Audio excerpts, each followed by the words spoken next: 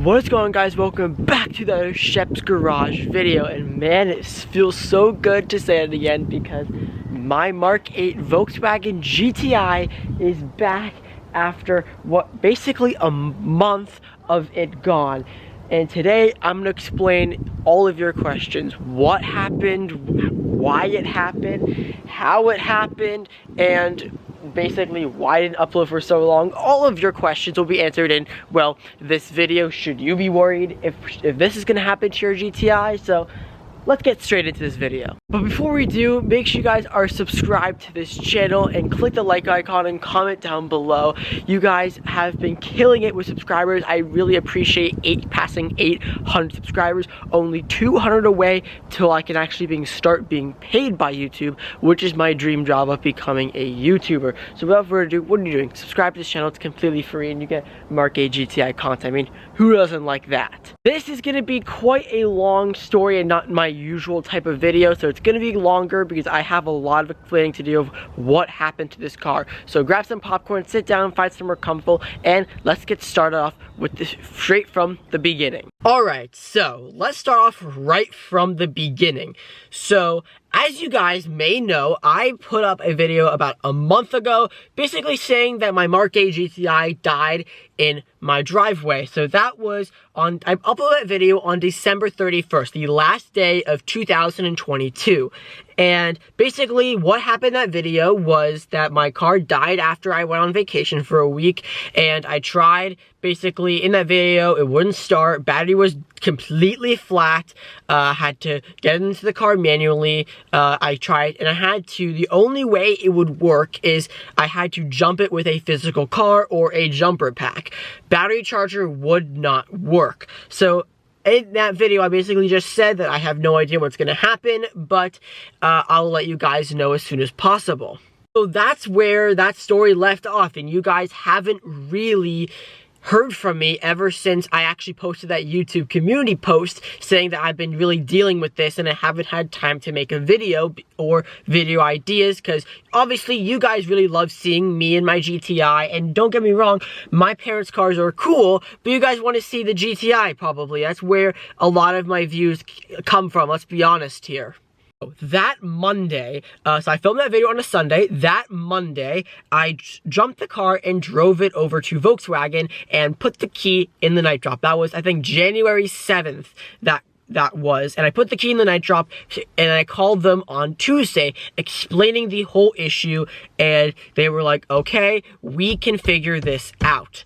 They were like, okay, we can figure this out, and when I look back on this, I really regret taking my car to the Volkswagen dealership, which is where I took it to the first place. I took it to my local Volkswagen dealership, which I will never ever do again. If you own a modified Volkswagen, don't take it to the dealership, because you'll find out why. So I get a call back on Wednesday, so that same week, basically saying we have found the issue, and basically I'm not gonna sum up the entire Volkswagen dealership experience, but I'll sum it up for you here. My car was there for 4 weeks. That's right, 4 weeks at my local Volkswagen dealership, and in that 4 weeks, my car got a new battery, which was now dead.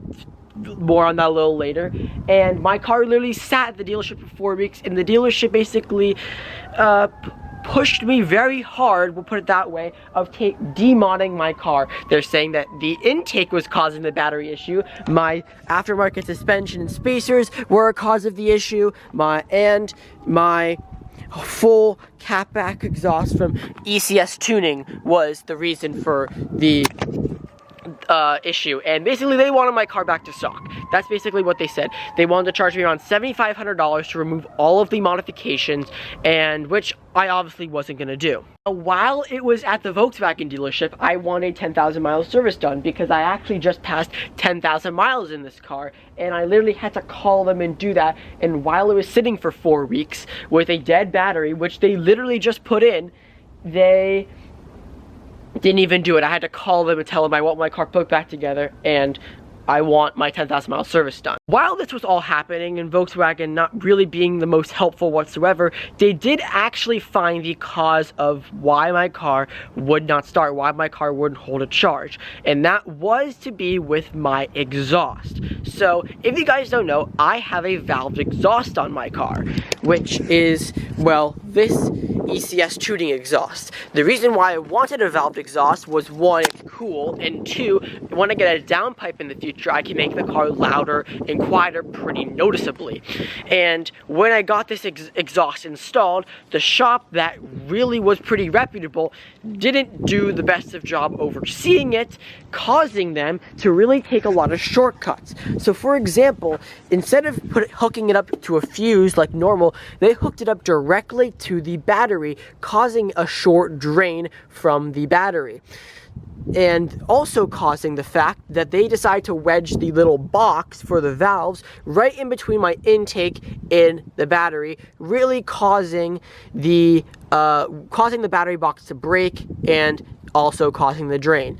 So they said, you gotta take this, basically Volkswagen said to take it back to the shop that you got the exhaust installed and see if they can reinstall it or give you a refund or something, because it really was a shoddy job. Thankfully I did go back to the shop and they were really good about it. They fixed the issue, they did everything correctly. They hooked it up to a fuse that will shut off when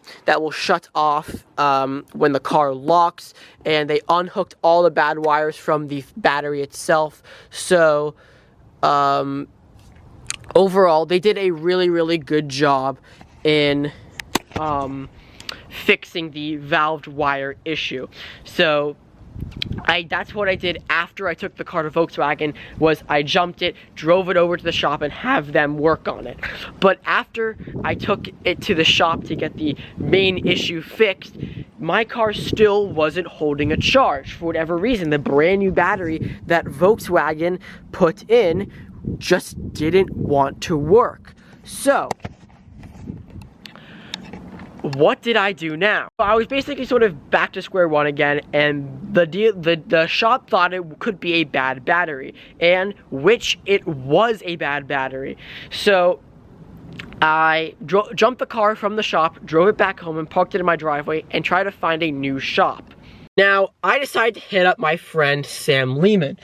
So he also owns, shout out to him, he owns a IS-38 modded all-track. Super cool, put up a picture of it if I have one. But I contacted him asking, where do you service your car? One of my friends. And he said that he services his car at a shop called Ray Team in Waltham, Massachusetts, which shout out to them, because I explained to them the issue. They were super understanding about it. They didn't deny me because of how new the car was and everything, and they fixed it. And they basically said that in the end it was a bad battery, and they replaced the terminals to the battery, you know, hook on the battery to the car. They replaced the terminals to the battery, so this issue will not happen again. And that's where basically this story ends. It was my valved exhaust wiring and a bad battery. You may be wondering, why did it need another new battery? I thought you said that the battery that was just put in was a couple weeks old. Well, it was a couple weeks old. However, Volkswagen, some mechanic there had no brain and decided to basically hook up all the bad wires to the battery, causing basically a brand new battery to drain. So I now have to go back to them and see if I can get a refund on that battery. But anyways, this is a brand new battery. All the new terminals are hooked up, and they are actually done really nicely, all well done and pretty neat. And that's basically that. It needed a new battery and terminals and redone a valved exhaust wiring, and that really just fixed the issue, which I'm forever grateful for. So shout out to Ray Team.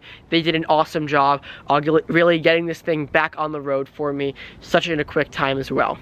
Let's get back to the point here. Why did it take 5 weeks to get my car fixed? Literally a whole month. And that's because a majority of those weeks was this car sitting at Volkswagen, because Volkswagen didn't really want to work on it because it was modified. It has a lot of aftermarket parts on it that Volkswagen just doesn't want to deal with. So they it's kind of like modified parts or modified cars and Volkswagen, they don't really like each other, so my car kind of just like sat in the parking lot for quite a while, and they really just didn't know what to do because it had a lot of modified parts on it.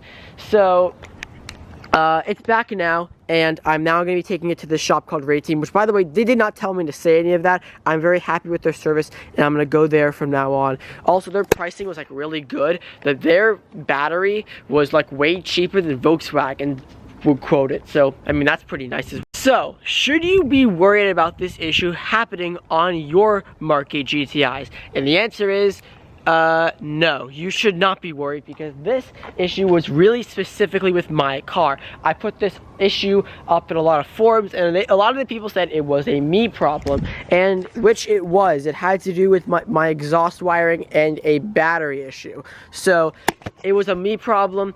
But basically, if you do own a Mark 8 GTI with the valved ECS exhaust, just make sure the shop does it properly. Make sure that they don't hook it up directly to your battery and hook it up to a fuse instead, because that's how it should be done. It shouldn't be hooked up directly to a battery, because that's how a constant drain happens, and then you're going to be in my situation here. So just if you get a valved exhaust on any car, make sure it's done that way. I don't know if it's the same or different with Volkswagens, but that's how the shop did it with mine. And right now, it is working very well. So, good stuff.